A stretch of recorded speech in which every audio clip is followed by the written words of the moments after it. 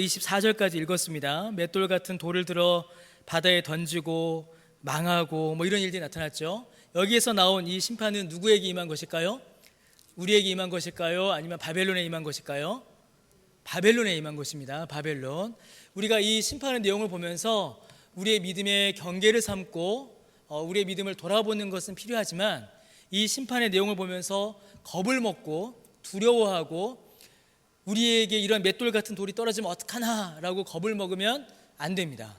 만약에 여러분 주위에서 누가 와서 요한계시록 18장을 봐봐, 맷돌 같은 돌이 떨어진다잖아, 당신 그러면 이 돌 맞을 줄 알아? 이러면 어떻게 하셔야 될까요? 너 성경을 좀 똑바로 봐봐, 이렇게 말씀하시면 돼요. 그거는 음녀 바벨론에게 임하는 것이지 하나님의 자녀에게 임하는 게 아니야, 이렇게 말씀하시면 됩니다. 그런 말로 만약에 우리를 미혹해서 겁줘서 넘어뜨리려는 자가 있다면요, 빨리 물리치십시오. 빨리 물리치셔야 됩니다. 자, 요한계시록에 대해서 오늘 또 17장부터 보도록 하겠습니다. 우리 오늘은 좀 많이 봅니다. 17장 1절부터 19장 10절까지 좀 전체를 좀 아울러서 보도록 하겠습니다. 이게 하나의 내용으로 묶이는 것이기 때문에요, 오늘은 좀 자세히 좀 보도록 하겠습니다. 성경을 이렇게 보시면서, 또 화면도 보시면서, 제 목소리도 들으시면서 그렇게 우리 함께 보도록 하겠습니다. 이 17장은요, 요한계시록 17장은 큰 음녀 바벨론의 멸망을 기록합니다. 적그리스도의 도시, 그 적그리스도의 세력, 하나님을 반대하고 복음을 거부하고 믿는 자들을 핍박하는 그 적그리스도의 세력이 어떻게 멸망하는가가 17장에 나오고요, 18장은 이 바벨론의 멸망이 어떻게 이루어지는가, 구체적인 그 멸망의 내용을 우리에게 알려주고, 19장 1절에서 10절은 멸망의 심판이 아닌 구원의 복을 받은 성도들이 하나님께 올려드리는 찬양이 무엇인지를 19장 10절까지, 19장 1절 10절에 기록이 되어 있습니다. 17장부터 20장까지 보시면요, 이렇게 내용이 나뉘어져요. 17장부터 20장까지는 전부 다 심판과 멸망이 쭉 기록되어 있습니다. 특별히 보시면 큰 성 바벨론, 짐승, 거짓 선지자, 용, 그 다음에 불신자, 다 누굽니까? 누굴까요? 예수님을 믿지 않고 믿음을 방해하는 자들이죠. 그래서 이 세력들을 가리켜서 뭐라고 하냐면요, 이 세력들을 가리켜서 전부 다 적그리스도라고 합니다. 그러니까 적그리스도가 어떤 한 개인, 어떤 한 사람을 가리킨 게 아니고요, 이 전부가 바로 적그리스도의 세력이라고 말할 수 있는 것이죠. 그럼 이 적그리스도의 세력이 모인 곳이 어디예요? 바벨론인 겁니다. 그러니까 바벨론이 어떤 나라가 아니라 복음을 거부하고 믿는 자들을 핍박하는 세력들의 모임, 그게 바벨론이에요. 여러분, 신천지에서는 바벨론을 뭐를 바벨론이라고 하나요? 혹시 아시나요? 대답하시기가 주저하시죠. 아시네요. 어떻게 하세요? 권사님 어떻게 하세요? 여러분, 신천지는 기존 교회를 바벨론이라고 합니다. 기존 교회를 바벨론이라고 해요. 그래서 바벨론에서 나와야 한다라는 표현을 쓴다거나, 혹은 기존의 교회들을 가리켜 바벨론이라고 말하는 분이 계시다면 신천지일 확률이 매우 높습니다. 바벨론은 교회를 가리키는 말이 아니라 교회를 반대하고 믿는 자들을 죽이는 그런 적그리스도의 세력이 바로 바벨론입니다. 자, 17장, 18장, 19장 1절 10절까지 오늘 내용 있죠. 바벨론의 멸망에 대해서 일반적으로 구체적으로 보여주고, 그리고 그 멸망이 아닌 구원을 받은 그 하나님의 어린 양의 혼인잔치에 참여한 주의 백성들의 찬송이 기록되어 있습니다. 먼저 17장을 보시면요, 바벨론의 멸망에 대한 일반적인 묘사가 기록되어 있는데, 이 바벨론을 가리켜서 큰 음녀라고 이렇게 부릅니다. 큰 음녀. 이제 크다라는 말은 힘이 세고 영향력이 강하다라는 말일 것이고, 음녀라는 말은 뭘까요? 그 하는 일이 음행이라는 거죠. 이 음행은 아주 중요하게 성경에서 다루어집니다. 영적인 음행이 뭐죠, 여러분? 영적 음행은 간음이죠. 우상숭배가 영적 음행입니다. 그리고 육적인 음행도 있어요. 여러분, 제가 언제 말씀드렸죠? 음행과 간음을 한마디로 하면은 기억나시나요? 음행과 간음을 쉽게 설명하면 사랑해야 할 것을 사랑하지 않고 사랑하지 말아야 할 것을 사랑하는 것, 이게 간음이고 이게 음행입니다. 마지막 때의 적그리스도는 큰 음녀가 되어서 막강한 영향력으로 교회를 공격할 겁니다. 여러분, 교회와 그리스도인이 사랑해야 할 대상은 누군가요? 예수님이죠. 그런데 교회가 음행을 저지르면 어떻게 될까요? 사랑해야 할 예수님을 사랑하지 않게 됩니다. 그러면 교회가 사랑하지 말아야 할 것은 뭐예요? 세상이죠. 그런데 큰 음녀가 교회를 공격하게 되면 사랑하지 말아야 할 세상을 교회가 사랑하게 됩니다. 아주 심각한 어려움에 처하게 되는 것이죠. 그래서 여러분, 이 마지막 때 적그리스도의 세력을 가리켜서 큰 성 바벨론이요 큰 음녀라고 말하는 겁니다. 이 큰 음녀에 대해서 17장에 몇 가지 설명이 있습니다. 많은 물 위에 있고 땅의 임금들, 땅에 사는 자들과 음행하였고, 그러니까 그 영향력이 온 땅에 미쳤으며 막강한 영향력을 가졌다라는 거죠. 그 다음에 붉은 빛 짐승을 타고, 이 짐승이 나옵니다. 이 짐승에 대해서는 다시 설명드리겠습니다. 그리고 4절에는 아주 값비싼 것들을 손에 쥐고 있어요. 그러니까 왕들과 음행을 하니까 권력을 가졌죠. 붉은 빛 짐승을 탄다는 말은 영적 권세를 말합니다. 사단의 권세, 영적인 권세를 가져서 사람들을 미혹하죠. 4절에 보니까 값비싼 물건을 가지고 있으니까 뭐도 가지고 있는 거예요? 돈도 가지고 있는 겁니다. 권력도 가지고 있고 영적인 세력도 가지고 있고 마지막에는 뭐도 갖고 있습니까? 금권, 재력도 가지고 있는 거예요. 그러니까 이 큰 음녀의 공격을 이겨내기가 쉬울까요? 어려울까요? 어렵습니다. 그래서 마지막 때가 될수록 믿는 자는 더 기도해야 합니다. 더 간절히 기도해야 합니다. 그러면 믿는 자들은 이길 수 있을까요? 없을까요? 이겨요. 믿는 자들은 이깁니다. 그런데 믿지 않는 자들은 이 유혹을 피할 수 있을까요? 없을까요? 없어요. 믿지 않는 자들은 이것을 피할 수가 없습니다. 피할 수가 없고 오히려 이것을 더 좋아하죠. 여러분, 세상 사람들 보십시오. 세상 사람들 중에 권력을 싫어하는 사람이 없어요. 다 권력을 좋아하지 않습니까? 세상 사람들 중에 신비한 현상을 싫어하는 사람들이 없습니다. 그렇죠? 신비한 현상, 갑자기 막 손에서 장풍 나가고 막 보이고 들리고 하면 얼마나 좋아합니까? 세상 사람들 중에 돈 싫어하는 사람 보신 적 있으세요? 없으시죠? 우리도 돈 좋아하지 않습니까? 그런데 세상 사람들 얼마나 돈을 좋아하겠어요? 그런데 큰 음녀 바벨론은 이걸 다 가지고 미혹합니다. 그러니까 마지막 때가 될수록 복음 전도가 어려워질 수밖에 없어요. 왜냐하면 세상은 권력과 영적인 영향력과 재력으로 사람들을 미혹하기 때문입니다. 근데 교회는 세상을 향해서 줄 수 있는 게 뭐예요, 여러분? 우리가 세상을 향해서 뭘 줄 수 있습니까? 교회가 세상을 향해서 권력을 주겠습니까? 아니면 교회가 세상을 향해서 돈을 주겠습니까? 교회가 세상을 향하여서 보여줄 수 있는 건 뭐밖에 없죠? 예수 그리스도의 피 묻은 십자가 말고는 세상을 향하여서 보여줄 게 없어요. 그러니 세상이 교회를 더 싫어하죠. 그러니까 말세가 다가오면 적그리스도의 세력들, 큰 음녀 바벨론은 굉장히 힘을 냅니다. 막강해져요. 그리고 그 힘으로 교회를 핍박할 겁니다.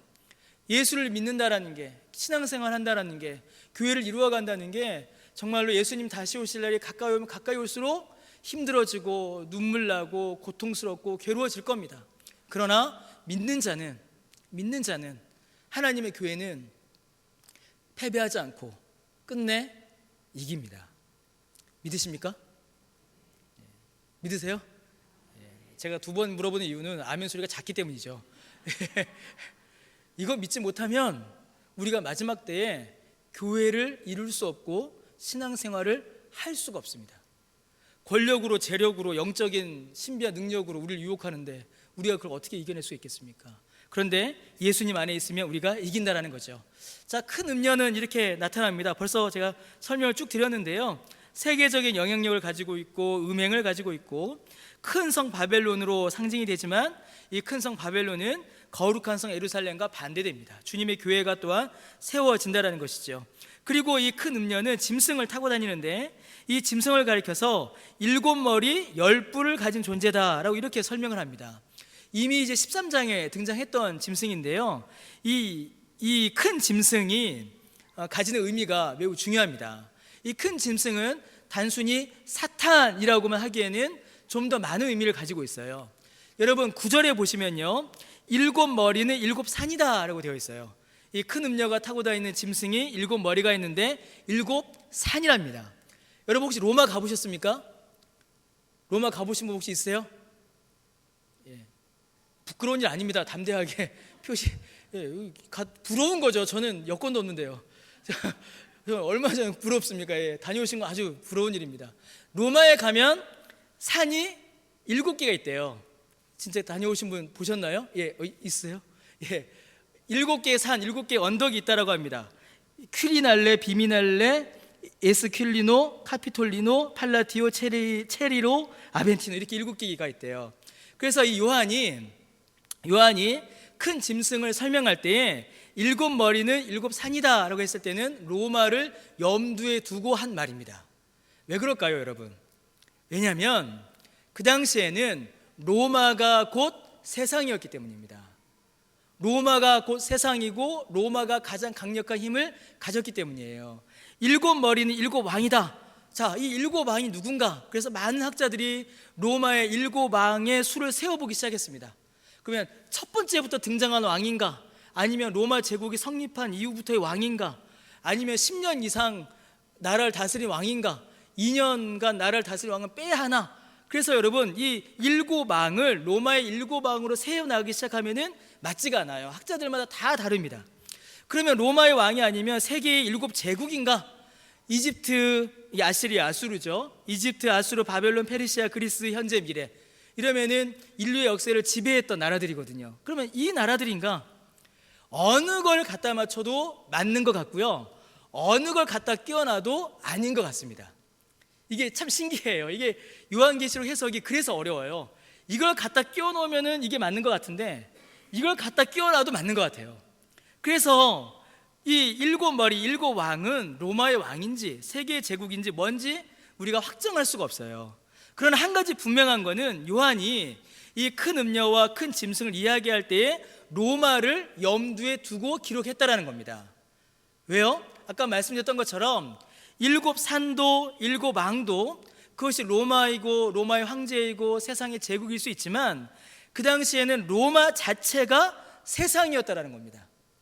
세상이 복음을 거부하고 믿는 자들을 핍박하는 그런 세상의 힘, 세상의 능력을 보고 요한은 마지막 때 적그리스도 세력의 성격을 우리에게 알려주고 있는 거예요. 여러분 로마가 얼마나 힘이 있었습니까? 얼마나 강력했어요. 그러나 그 힘과 돈과 권력과 무수히 많은 종교적인 현상들을 가리켜 믿는 자들을 괴롭혔다라는 것이죠. 그래서 로마를 통하여서 마지막 때 적그리스도 세력을 요한은 우리에게 보여주고 있는 겁니다. 자, 좀 넘어가겠습니다. 좀 더 넘어가서 볼게요. 그런데 이 큰 음녀가 이 로마, 그러니까 세상이죠. 세상의 모습으로 나타나는데 이 적그리스도와 그의 세력들이 어느 날이 아니죠. 이미 뭉쳐간다는 겁니다. 똘똘 그들의 세력이 뭉쳐간다는 거예요. 그래서 이 세상을 움직일 만한 힘이 생기는데 우리 쪽에서는 누가 대표로 서 계십니까? 어린 양, 하나님의 어린 양 예수님이에요. 여러분 생각해 보십시오. 7머리를 가지고 10뿔을 가진 거대한 짐승과 어린 양 한 마리 맞서 싸우면 누가 이기겠습니까? 누가 이길까요? 아니 상식적으로요. 우리 너무 믿음으로 보지 마시고요. 너무 믿음의 눈으로 보시면 제가 설명이 어려워지니까요. 그냥 상식적인 걸로 보세요. 어마어마하게 큰 짐승과 조그만 어린 양이 싸워요. 그럼 누가 이깁니까? 짐승이 이기죠. 겉으로 볼 때는 짐승이 힘 있는 것 같고 짐승이 이기는 것 같습니다. 그러나 누가 이겨요? 실제로는 어린 양 예수님이 이기세요. 왜죠? 예수님이 하나님이시기 때문입니다.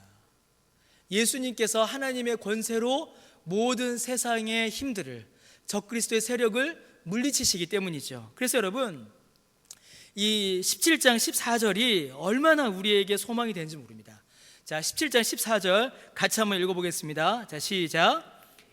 어린 양과 더불어 싸울 이 그들이 누구예요? 그들은 적그리스도의 세력입니다. 바벨론, 음녀, 적그리스도, 짐승, 믿음을 거부하는 사단의 악한 세력들이에요. 세상. 자, 그런데 계속 읽어보겠습니다. 어린 양은 만주의 주시오 만왕의 왕이심으로 그들을 이기실 터이요 또 그와 함께 있는 자들 곧 부르심을 받고 택하심을 받은 진실한 자들도 이기리로다. 이게 마지막 때 우리에게 주어지는 하나님의 은혜의 약속입니다. 여러분,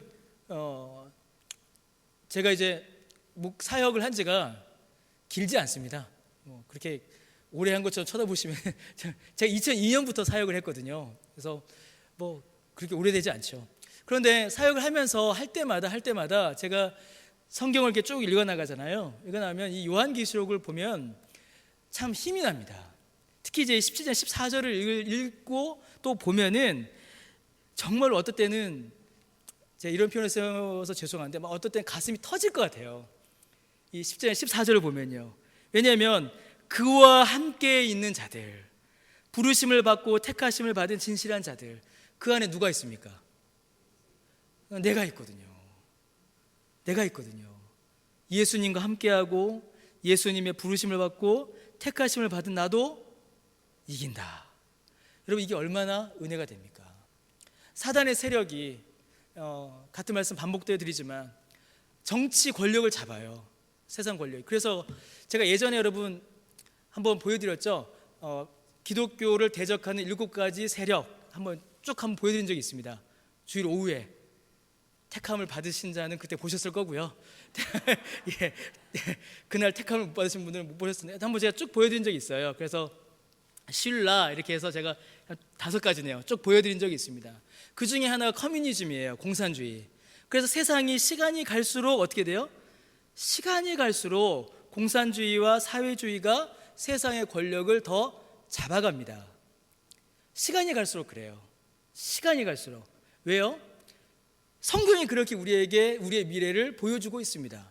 공산주의, 사회주의, 유물론, 인본주의가 점점 세상의 권력을 잡아가요. 전 세계가 그렇게 움직이고 있습니다. 전 세계가 그렇게 모여서 결국은 무엇을 무너뜨리냐면 기독교를 무너뜨립니다. 기독교 안에서는 일치할 수 없거든요. 그렇게 해서 기독교를 점점 약화시키고 기독교를 무너뜨리고 생명의 복음을 넘어뜨리려고 해요. 정치 권력으로, 경제력으로, 또 뭐예요? 무수히 일어나는 종교적인 현상들로, 신변 현상들로. 그 앞에 서면 두렵죠. 두렵고 떨립니다. 여러분 어떠세요? 어떨 때는 진짜 무섭습니다. 어떨 때는 무서워요. 정말 사단이 이렇게 교묘하게 믿는 자들을 넘어뜨리는구나. 사단이 이렇게 강력하게 교회를 향하여서 정말 우는 사자처럼 달려드는구나. 여러분 그거 보이시잖아요. 보이시죠? 안 보이세요? 보입니다. 가만히 세상을 보고 신문을 보고 뉴스를 보면 보여요. 얼마나 두렵고 떨린지 모릅니다. 때로는 정의의 이름으로 막 나타나요. 때로는 옳다라고 합니다. 그렇게 막 나타나요. 그러나 그러한 세력들이 교회를 넘어뜨리려고 덮쳐올 때에 주님께서 우리에게 약속해 주시기를 주와 함께 있는 자들은 이긴다라고 우리에게 약속해 주십니다. 이게 우리가 마지막 때에 우리에게 주시는 위로요 소망이죠. 이 말씀 붙잡고 우리가 교회를 이루어 가는 겁니다. 자, 그런데 마지막 때에 어린 양이 이기시는데요, 아주 놀라운 일이 또 벌어집니다. 어떤 일이 벌어지냐면 17장 16절을 보시면요, 이 적그리스도 세력 안에 내분이 일어나요. 그래서 어떻게 되어 있습니까? 네가 본 바 이 열불과 짐승은 음녀를 미워하여 망하게 하고 벌거벗게 하고 그의 살을 먹고 불을 아주 살이라, 이렇게 되어 있어요. 그러니까 음녀 바벨론이, 사단의 세력이 짐승, 이 짐승은 사단이 세운 존재이죠. 처음에는 둘이 협력하고 타고 다니고 일하다가 나중에 서로 어떻게 한다고요? 내분이 일어난다는 겁니다. 그러니까 지금 악한 자들은요, 여러분 악한 자들은 결코 하나로 모이지 않아요. 이건 아주 중요합니다. 악한 자, 사단의 특징이 뭐냐면 분열입니다. 분열하게 하고 갈등하게 하고 서로 미워하게 하고 내분이 일어나게 해서 자기를 파괴하게 해요. 그러니까 그 일이 마지막 때에 사단의 세력 안에서 나타나는 겁니다. 그러니까 역사를 정리하면 믿는 자들이, 교회가 세상의 공격을 받아 참 힘든 시간을 보내요. 이후에 나옵니다, 다시요. 그러나 어린 양 예수님께서 그 모든 세력을 물리치실 것이며, 그리고 자기들끼리 싸워서 스스로 무너지게 될 것입니다. 그 날을 바라보고 우리가 앞으로 나아가는 거죠. 자, 18장에 넘어가면요, 바벨론 멸망에 대한 구체적인 묘사가 나타납니다. 이제 이 음녀, 바벨론, 적그리스도 세력이 무너질 건데 어떻게 무너지는가, 그 구체적인 모습이 나타나요. 특별히 여러분 이 경제적인 측면, 돈의 멸망이라는 주제가 아주 중요하게 다루어집니다. 지난주에도 한번 말씀드렸죠. 지난주에도 제가 여러분께 꼭 기억하셔야 될 주제가 있는데 돈이 심판받는다라는 주제가 있음을 제가 말씀을 드렸습니다. 기억나시나요? 예, 기억해 주시면 제가 감사하죠. 예, 돈이 심판받습니다. 이 사실은 매우 중요합니다. 왜 돈이 심판받을까요? 사람들이 돈을 하나님보다 더 사랑하기 때문입니다. 그래서 마지막 때가 되면 돈이 심판받고 돈이 멸망받습니다. 자, 큰 성 바벨론에 대한 몇 가지 설명이 더 있습니다. 뭐 귀신의 처소이고 더러운 영이 모이고 더럽고 가증한 새들이 모인다. 이 말은 이제 우상 숭배의 본질, 우상 숭배가 이루어진다라는 거죠. 하나님보다 우상을 더 사랑하는데 3절에 보시면 18장 3절을 보시면 음행이 일어나고 사치가 로마를 가득 채우고 있다는 것을 우리가 확인해 볼 수가 있어요. 여러분, 사치는 하나님께서 우리에게 주시는 거룩한 성품과는 거리가 멉니다. 거리가 멀어요. 하나님보다 물질을 더 사랑할 때에 우리에게 나타나는 아주 주된 표시가 뭐냐면 사치입니다. 그게 과시예요. 믿는 자는 하나님의 말씀과 거룩한 행실로 자기 자신을 드러내야 하거든요. 주께서 그렇게 말씀하시고 또 사도들이 그렇게 성경에서 가르쳤습니다. 그런데 믿음과 거룩한 행실로 자기를 드러내는 것이 아니라 자기가 가지고 있는 보석으로, 자기가 가지고 있는 권력으로, 자기의 명예로, 자기의 옷으로 자기를 드러낸다면 여러분, 사랑해야 할 것을 사랑하지 않고 사랑하지 말아야 할 것을 사랑하는 게 돼요. 그래서 로마의 아주 중요한 특징이 뭐냐면 사치입니다. 18장 12절을 보시면요, 성경을 우리가 쑥쑥 넘어가고 있죠. 18장 12절을 보시면요, 로마를 채우고 있었던 그 상품들, 로마를 채웠던 그 사치품들이 쭉 등장해요. 온갖 귀금속들이 있습니다. 여러분 18장 12절 한번 보시겠어요? 그 상품은 금과 은과 보석과 진주. 그래서 금이 넘쳐났죠. 그 다음에 또 뭐가 있냐면 옷, 의류를 또 사치해요. 세마포, 이건 아주 값비싼 세마포랍니다. 세마포. 그 다음에 자주 옷감. 자주 옷감이 뭐죠 여러분? 붉은색 옷감이죠. 붉은색 옷감은 아주 비싼 왕이 입는 옷감입니다. 그 다음에 또 뭐가 나와요? 비단. 로마에서는 중국에 비단이 넘어갔대요. 붉은 옷감이 있었답니다. 그러니까 지금 아주 그냥 휘황찬란한 거예요. 여러분, 제가 지금 여러분께 컬러풀한 옷을 입으시면 안 됩니다. 그 말씀을 드리는 게 아니에요. 그 오해하시면 안 됩니다. 색깔 있는 옷 입으면 안 되네, 그 말씀이 아니라 이건 뭐예요? 과도한 사치예요. 과도한 사치. 그 다음에 또 뭐가 나옵니까? 가구예요. 그 다음 항목은 가구입니다. 뭐가 나오죠? 각종 향목 아주 값비싼 나무죠. 향목, 향이 나는 향나무죠. 그 다음에 또 뭐가 나와요? 각종 상아 그릇. 상아가 뭐죠? 코끼리 그거죠. 그런데 그릇을 뭐로 만드는 거예요? 상아. 그리고 또 뭐가 나와요? 값진 나무, 구리, 철, 대리석, 각종 그릇. 그러니까 지금 가구 뭐 이런 것들이 전부 다 지금 아주 값비싼 것들로 채워지고 있는 거예요. 또 뭐가 나옵니까? 이게 참 중요한 거 아닌데 제가 오래 읽고 있네요. 13절부터는 음식이에요. 계피, 향료, 향유, 유향, 포도주, 감람류, 고운 밀가루, 밀, 소, 양, 말, 온갖 게 다 있어요. 가축. 그 다음에 뭐도 나오냐면요, 13절 마지막에 보시면 사람의 영혼, 종들과 사람의 영혼들, 노예까지 있었던 겁니다. 그래서 로마는 그 당시에 사람들이 가질 수 있는 모든 것들을 다 가졌어요. 그러니 그 안에 하나님을 사랑하는 게 없는 겁니다. 물질에 마음이 다 뺏겨버렸고 물질로 그 마음이 만족하니 그 마음에 하나님을 사랑하는 마음이 어디에 자리 잡을 수 있겠습니까? 지금 로마가 그렇게 망하고 있는 거죠. 그런데 그러한 로마가 어떻게 되는가? 8절, 9절, 10절을 보시면 하루 동안에 하나님께서 심판하세요. 그리고 10절 말씀해 보시면 큰 성 견고한 성 바벨론이여 한 시간에 내 심판이 이루었다, 이렇게 말씀하십니다. 그러니까 로마를 통하여서 이제 세상의 모습을 우리가 보는 건데, 세상이 그렇게 사치하고 자기를 자랑하고 돈을 사랑하고 우상을 섬겼으나 그렇게 그들의 힘을 자랑하였으나 하나님께서 손을 펼치시면 1시간 만에 모든 것이 다 망한다라는 것이죠. 자, 그런데 여러분, 이 요한계시록 18장은요 아주 중요한 걸 우리에게 보여줘요. 뭘 보여주냐면, 자, 이 바벨론이 멸망합니다. 로마를 통하여서 상징되는, 로마로 상징되는 바벨론이 멸망해요. 자, 그런데 이 18장, 요한계시록 18장을 보시면요, 바벨론의 멸망을 슬퍼하는 자들이 등장해요. 바벨론의 멸망을 슬퍼하는 자들. 여러분, 바벨론의 멸망을 슬퍼하는 자들은 어떤 자들일까요? 밑에 있죠.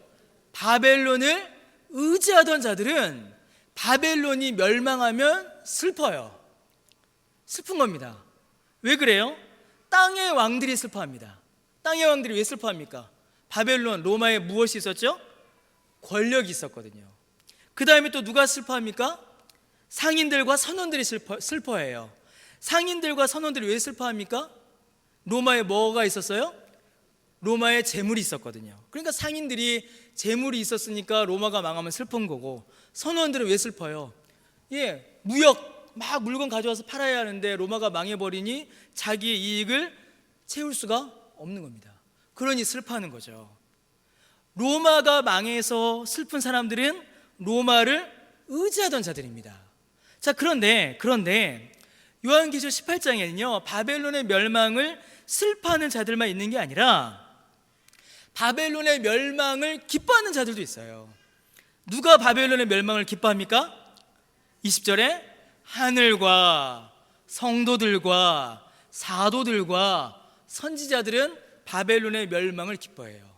여러분, 이 말씀을 오해해서 들으시면 안 돼요. 이 말씀 오해하면 어떻게 되냐면, 하늘과 성도와 사도와 선지자들은 돈 없어도 살았고, 먹지 않아도 살았고, 가구 없어도 살았고, 옷 없어도 살았다, 그런 의미가 아니에요. 그런 의미가 아니라 성도들과 사도들과 선지자들도 돈도 필요했고, 옷도 필요했고, 집도 필요했고, 물질도 필요했지만 그것을 이용하였지 그것을 의지하지 않았다는 겁니다. 이건 여러분 너무 중요합니다. 하나님께서 우리에게 돈을 주세요. 여러분, 돈 있으세요? 돈을 주세요. 돈을 주셨습니다. 이 돈은 뭐죠? 그리스도인에게 돈은 뭐죠? 여러분, 이거 아주 중요한 개념인데 청직이라고 하죠. 하나님께서는 돈을 그리스도인에게 맡기십니다. 이 맡기셨다는 말이 뭐예요? 하나님께서 쓰시고자 하실 때에 다시 하나님께서 찾으신다라는 거예요. 그래서 그리스도인에게 주어진 물질은 이 물질을 통하여서 하나님의 뜻이 이루어지는 도구입니다. 도구예요. 그래서 우리는 이 물질을 사용하죠.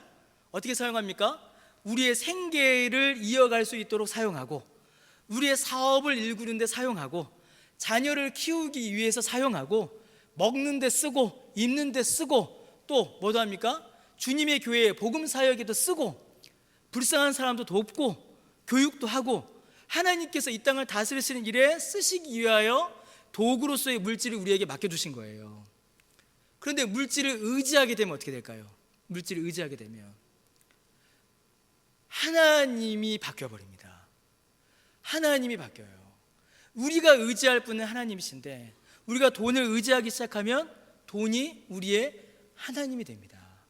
그래서 돈이 있는 곳을 위하여 살고, 돈이 없는 곳은 외면해 버리죠. 그렇게 바뀌어가게 되는 겁니다. 여러분 보십시오. 바벨론의 멸망을 기뻐하는 자들이 있는데, 누가 바벨론의 멸망을 기뻐했냐면 아주 중요한 말이 나옵니다. 하나님을 의지하던 자들. 하나님을 의지하는 사람들은 바벨론의 멸망을 기뻐합니다. 왜요? 이 바벨론이 망하면, 이 바벨론이 무너지면 이 땅 가운데에 하나님의 구원이 완전히 이루어지기 때문입니다. 자, 성경을 보면요, 이러한 대조가 일어나요. 자, 애굽이 심판받아서 애굽이 망했죠. 애굽이 심판받을 때 무슨 일이 벌어졌습니까? 출애굽, 이스라엘 백성들이 애굽에서 나오는 구원의 역사가 벌어졌어요. 바벨론, 즉 요한계시록에서 말하는 바벨론 말고요, 고대 제국이었던 그 바벨론이 망하니까 어떤 일이 벌어졌죠? 이스라엘이 포로기를 마치고 고향으로 돌아오는 일이 벌어졌어요. 그러면 이 바벨론, 요한계시록에 나오는 이 바벨론, 이 세상, 이 음녀, 적그리스도 세력이 멸망하면 이 땅 가운데 하나님의 구원 역사가 완전하게 이루어진다는 겁니다. 새하늘과 새 땅이 일어난다는 것이죠. 여러분, 이 질문은요, 여기 밑에 있는 이 질문은 사실은 우리에게 매우 중요한 의미를 가지는 질문입니다. 이제 그런 이야기가 있어요. 그런 이야기가 있습니다. 참 가슴 아픈 이야기죠. 비아냥된 이야기인데, 예수님께서 자 이제 나 내려간다 라고 선포하시니까 갑자기 땅에서 오시면 안 됩니다 하는 사람들이 있대요. 나중에 오세요 하는 사람들이 있더랍니다. 어떤 사람들일까요? 예수 믿는 사람들이 조금만 있다 오세요 그런데요. 이게 예수님의 비유를 바꾼 거죠. 그 잔치 비유를 바꿔서 이야기한 겁니다. 왜요? 예수님, 저 이번에 집을 새로 샀으니까 조금만 살아보고요, 조금만 있다 오세요. 예수님의 비유와 같은 비유가 나오죠. 혼인 잔치가 열려 있는데, 자 잔치에 참여해서 함께 기뻐하자라고 하니까 뭐라고 합니까? 내가 소를 샀다, 내가 밭을 샀다, 내가 장가 들었다, 잔치 조금만 있다 하자. 여러분, 우리의 믿음이 혹시 그렇지 않은가 한번 돌아볼 필요가 있습니다. 예수님이 이 땅 가운데 다시 오시는 이때 세상의 멸망이 일어나는 이 사실을 우리가 과연 감사와 기쁨으로 받아들이는가, 아니면 우리 마음속에 거리낌과 좀 나중에 일어나면 좋겠다라는 마음으로 이 사실을 받아들이고 있는가, 우리가 한번 이 말씀 앞에 좀 우리 자신을 돌아볼 필요가 있는 거죠. 자, 큰 성 바벨론 멸망의 요소들이 이렇게 나타납니다. 18장 21절에서 23절을 보시면요, 큰 성 바벨론, 예수님께서 심판하실 때에 그 적그리스도의 세력은 회복이 불능하게 다시 회복될 수 없습니다. 그리고 음악이 소멸되고 산업이 소멸되고 농업이 소멸되고 가족이 소멸되는 그런 심판을 이 적그리스도의 세력이 받게 될 거예요. 근데 우리가 눈여겨봐야 할 거는 이 심판의 모습이 아닙니다. 이 심판은요, 이제 저기가 받을 거니까 우리가 눈여겨봐야 할 건 교회가 받을 은혜입니다. 자, 보십시오 여러분, 바벨론은 회복 불능의 심판을 받을 겁니다, 적그리스도의 세력은. 그러나 교회와 그리스도인은 무엇을 받나요? 영원한 구원을 받아요. 다시는 눈물도 없고 고통도 없는 영원한 기쁨의 구원을 받습니다. 자, 바벨론은 뭐가 없어져요? 음악이 사라진답니다. 음악이, 이게 지금 제가 읽지 않고 넘어왔는데, 음악이 사라져요. 검은 고 타는 자들의 소리가 들리지 않을 것이다 라고 해요. 그런데 교회는 뭘 받을까요? 영원한 찬양, 완전한 찬양, 기쁨의 찬양을 교회는 부르게 됩니다. 산업과 농업이 소멸돼요. 그러나 교회와 그리스도인들은 영원한 만족과 더 이상의 수고와 눈물이 없는 그런 만족을 누리게 되고, 적그리스도 세력은 가족이 소멸됩니다. 혼인하지 못하게 되거든요. 그런데 교회와 그리스도인들은 영원한 하늘의 가족을 만나서 그 안에서 기쁨을 누리며 살게 되는 것입니다. 그러니까 여러분, 이 마지막 심판이 다가올수록 신앙생활하기가 힘들어지는 건 사실이에요. 분명합니다. 세상이 막 휘몰아칠 때 우리도 그 세상 속에 있기 때문에, 그리고 사단이 믿는 자들을 공격해 오기 때문에 우리의 믿음을 지키는 것이 어렵고 힘들고 눈물 나고 때로는 박해를 받고 공격을 받을 때가 분명히 있습니다. 그러나 그 공격과 그 박해가 다가오면 다가올수록 동시에 무엇이 다가오는 것이냐면, 저 적그리스도 세력에 대한 영원하고 완전한 심판과 우리에게 주시는 영원하고 완전한 그 복이, 그 구원의 은혜가 동시에 우리에게 다가오는 겁니다. 그래서 힘들고 슬프고 눈물이 나지만 감사와 기대와 소망을 가지고 우리가 또다시 힘을 낼 수 있는 것입니다. 여러분, 이게 말세를 살아가는 우리의 신앙이에요. 그러니까 누가 자꾸 여러분한테 와서 요한계시를 펴보면서 막 겁주고 협박하고, 너 그 교회 다니면 큰일 나, 빨리 우리 교회 와야 돼 라고 말하고, 그럼 여러분 어떻게 하셔야 될까요? 그런 사람은 불쌍히 여기십시오. 불쌍히 여기시고 성경 좀 똑바로 봐라 이렇게 말씀하시면 돼요. 우리는 이 말씀을 통하여서 하나님께서 우리에게 주시는 그 약속, 그 소망의 약속을 우리는 좀 더 견고히 해야 합니다. 자, 큰 성 바벨론이 왜 멸망하는가? 이 두 가지 때문입니다. 이미 여러 번 나왔습니다. 복술, 이 전복자죠. 점치는 것, 우상 숭배와 미혹으로 사람들을 어렵게 하였고, 믿는 자들을 공격하였으며, 다른 사람들, 땅 위의 사람들을 죽이는 그 잔혹함 때문에 이 로마는 결국 심판을 받습니다. 적그리스도 세력이 아무리 우리를 미혹하여도 그 결국, 그리고 그 열매는 결코 선하거나 아름다울 수가 없어요. 그들의 뿌리가 악하기 때문에 그들의 열매도 악할 수밖에 없습니다. 그리고 이 악함에 대하여 하나님께서 심판하십니다. 이렇게 17장, 18장에 이르러서 이 사단의 세력, 적그리스도의 세력, 바벨론이 심판받는 내용이 있었습니다. 자, 그런데 여기서 끝나지 않지요. 끝나지 않고 19장 1절에서 10절에 넘어가면 심판이 아닌 구원의 영광이 우리 가운데 기록되어 있습니다. 저 천상에서 하나님께 올려드리는 그 영원한 찬양. 바벨론은 음악이 끊어졌지만 천국에서는 믿는 자들에게는 영광의 찬송이 허락된다라는 겁니다. 그래서 19장 1절에서 10절에는 그 할렐루야 찬송이 기록되어 있습니다. 바벨론에 대한 심판이 주어집니다. 그리고 어린 양의 신부로 인한 구원이 나타나죠. 세상에 대한 최종적 심판이 이루어지고 교회에 대한 최종적 구원이 나타납니다. 큰 섬 바벨론이 멸망하고요, 거룩한 성 새 예루살렘이 완성됩니다. 이렇게 마지막 때 역사가 나뉘어져서 진행됩니다. 그리고 그 마지막 결론은 바벨론과 사단에게 속한 세력들은 고통의 예가를 부르고 어린 양과 하나님께 속한 자들은 기쁨과 영광의 찬송으로 하나님께 영광을 올려드리게 됩니다. 여러분 19장 1절에서 10절을 쭉 보시면요, 첫 번째는 바벨론 심판의 정당성이 나타납니다. 왜 바벨론이 심판받을 수밖에 없는가? 이 두 가지의 이유가 나타나요. 그리고 19장 3절에서 5절이 매우 중요합니다. 19장 3절에서 5절을 보시면요, 바벨론 세력과 이 믿는 자들을 이렇게 비교합니다.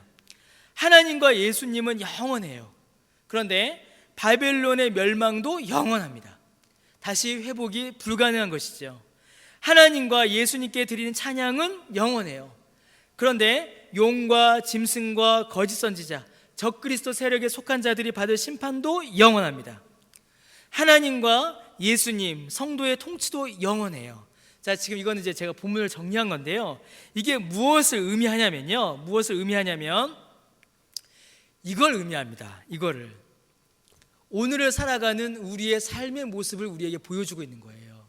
자, 보십시오 여러분. 성도가 이 세상에서 고난을 당합니다. 그렇죠? 그런데 그 고난은 뭐라고 되어 있죠? 잠시예요. 잠시.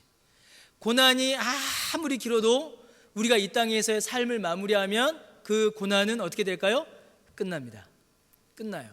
자, 악의 세력을 보실까요? 악의 세력은 이 세상에서 권세를 누려요. 그런데 그 권세는 어떻죠? 잠시예요. 아무리 이 세상에서 권세를 누리고 권세로 믿는 자들을 핍박하여도 그 권세는 잠시입니다. 자, 그런데 영원한 게 있어요. 성도가 이 땅에서 고난은 잠시 당하지만 하늘에서 누리는 복은 어떻죠 여러분? 영원합니다. 그러니까 우리는 이 땅에서 잠시 고난을 당하고 영원한 복을 누리는 존재인 것이죠. 그런데 이 사단의 세력, 악의 세력은 어떻습니까? 악의 세력은 이 땅에서 권세는 잠시 누리는데 심판은 어떻게 받아요? 영원히 받는 겁니다. 이게 여러분 이 19장 1절에서 10절이 말하는 이 찬양이 우리에게 알려주는 우리의 삶의 모습입니다. 그러니까 지금 당하는 고난은 잠시이니 영원한 하나님 나라의 복을 바라보게 하는 것이죠.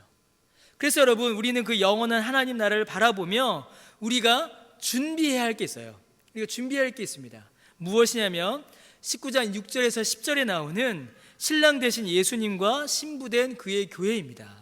그런데 이 그의 교회를 가리켜서 뭐라고 말하냐면요, 세마포 옷을 입었다라고 이렇게 기록을 합니다. 세마포 옷, 그러니까 새 옷, 새로운 옷, 흰 옷을 입은 거예요. 근데 이 세마포 옷은 이렇게 두 가지로 설명을 합니다.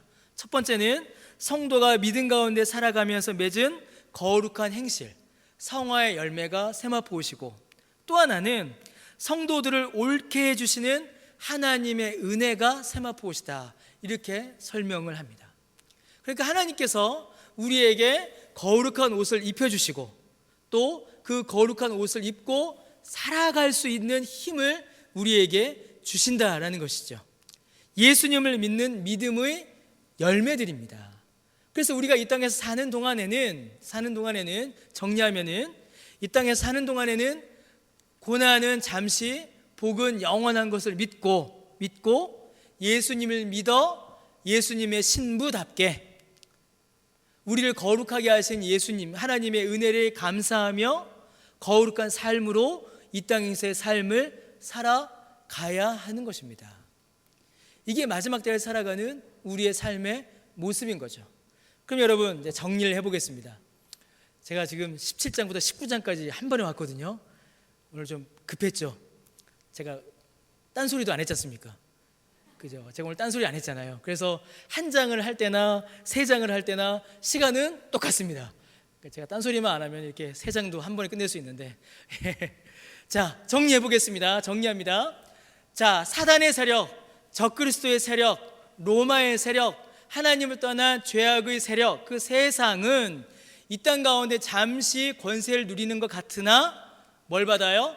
영원한 심판으로 나아갑니다. 자, 그 사단의 세력이 믿는 자들을 공격합니다. 그래서 믿는 자들은 이 땅에서 사는 동안에 고난을 당하는데 그 고난은 어떻다고요? 잠시. 그리고 그 잠시의 고난을 이겨내면, 그 잠시의 고난을 겪어내면 무엇이 주어지죠? 영원한 천국의 복이 주어집니다. 그리고 그 잠시의 고난을 이겨내는 것도 우리의 힘으로 되는 것이 아니라, 우리의 힘으로 이기는 것이 아니라, 마지막 이게 결론이에요. 하나님께서 우리를 옳다 해주시는, 하나님께서 우리에게 거룩하게 해주시는, 우리를 거룩하게 해주시는 그 은혜로 말미암아 우리의 신분이 바뀌고, 성령께서 오늘 오전에 2부 예배 때 성가대 찬송처럼요, 성령께서 우리 가운데 충만히 임하심으로 힘을 주셔서 하나님이 기뻐하시는 삶을 살아가도록 우리를 이끌어 주신다라는 겁니다. 그래서 우리가 이 땅 가운데서 믿음으로 힘을 내어 이길 수 있어요? 없어요? 있습니다. 이길 수 있습니다. 힘들지만, 아프지만, 때로는 이게 그냥 포기할까 싶을 때가 여러분 혹시 있으셨나요? 예수 믿는 거 포기해야겠다. 여러분 그런 적 있으셨어요? 없으셨습니까? 저는 있었거든요. 그래서 참 부족한 사람이 목사가 된 거예요. 그러니까 여러분, 제 친구가 저한테 그랬습니다. 제 친구가, 제 대학 때 다니던 제 친구가, 제 설교 중에 몇 번 예화로 등장했던 그 친구가 저한테 그랬습니다. 야, 네가 목사가 된 걸 보니까 하나님이 계시긴 계신가 보다.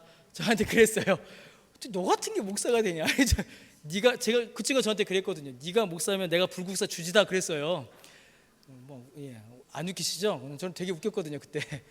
막 그랬어요 저한테. 그 친구가 저한테 그렇게 막 비난했습니다. 왜냐면 같이 놀았거든요. 같이 막 동대문에서 놀고 안암동에서 놀고 막 신촌에서 걸어다니고 그랬거든요. 무슨 얘기하다가 저렇게 빠졌나요?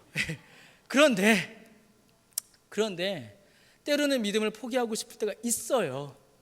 날 봐도 도대체 나는 어디 가서 예수 믿는다라고 말하는 게, 이거는 교회 누가 되는 게 너무 분명하기 때문에 어디 가서 예수 믿는다는 표 내면 안 되겠다라는 생각이 들 때가 있습니다. 있어요.